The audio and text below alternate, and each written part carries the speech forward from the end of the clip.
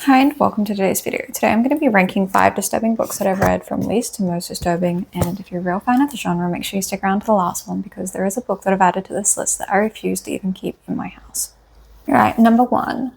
Shirley Jackson's The Haunting of Hill House. This is a must-read for horror fans. This was incredibly spooky. The thing that disturbed me in this book was the ending, where you really are left wondering if what you just witnessed was a possession or something a lot sadder. All right, so number 2, we have The Girls by Emma Cline.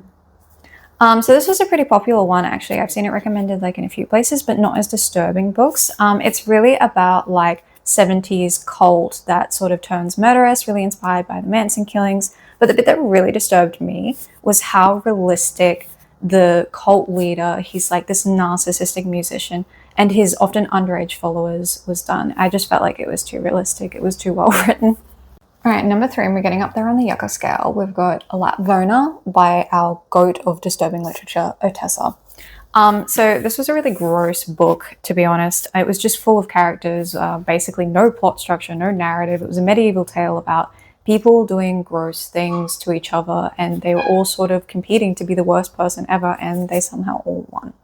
Number 4, and this is the most obvious pick of the bunch, Tender as the Flesh. So this is set in a dystopian world where it becomes unaffordable to raise and farm animals, so they farm humans instead. Enough said. Number 5, the book that I refuse to keep in my house is Earthlings.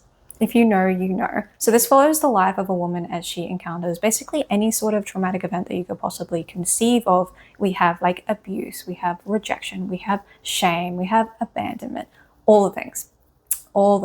And she just sort of has progressively worsening mental health symptoms until the end, where she sort of has just a final break, and she does really horrific things, really gross, horrific things, and you are there for the whole ride.